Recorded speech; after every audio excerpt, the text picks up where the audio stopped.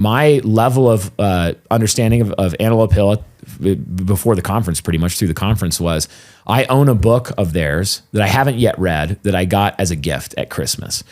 And it's a book about, I'm actually not even 100, it's like the Sword of Christ. Yeah, it's mostly like, I have the book, I've read it. Yeah.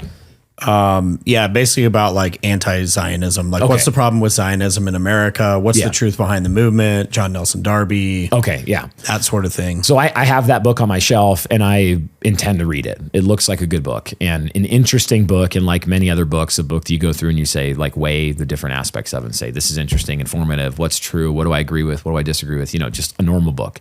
Though Christianity is not necessarily racialist, non-whites simply are not Christians, unless we consider animistic voodoo syncretism to be an acceptable form of our faith. In any case, Christianity fully supports a doctrine of racialism, for the Christian doctrine of ethno-nationalism courses throughout the Bible.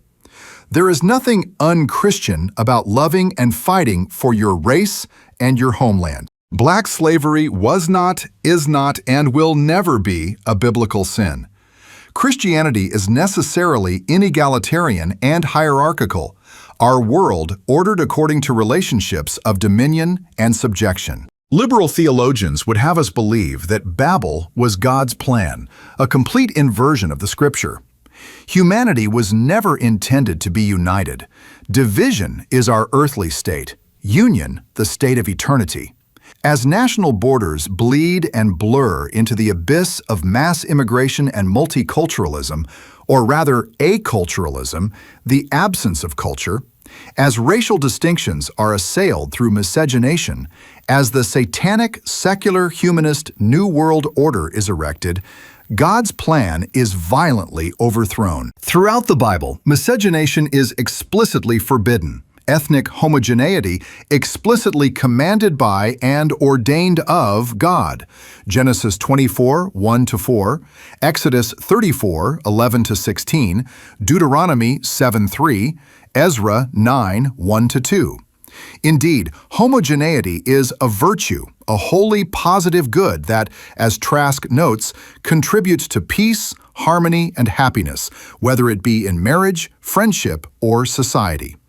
The Bible is very much concerned with purity. We have God's commandment that thou shalt not let thy cattle gender with a diverse kind. Thou shalt not sow thy field with mingled seed. Neither shall a garment mingled of linen and woolen come upon thee. Leviticus 19:19. Continuing in this line, God commands that thou shalt not sow thy vineyard with divers seeds, lest the fruit of thy seed which thou hast sown, and the fruit of thy vineyard be defiled. Deuteronomy 22:9. Christ admonished us to give not that which is holy unto the dogs, neither cast ye your pearls before swine, lest they trample them under their feet, and turn again and rend you. Matthew 7:6. We might consider in parallel the words of Paul, who wrote, "What communion hath light with darkness? Wherefore come out from among them, and be ye separate, saith the Lord, and touch not the unclean thing, and I will receive you." 2 Corinthians 6:14-17. The blood libel is real. Jews did, and likely still do, ritually murder Christian, again, a term that for Jewish purposes is synonymous with white, children. You know, just a normal book.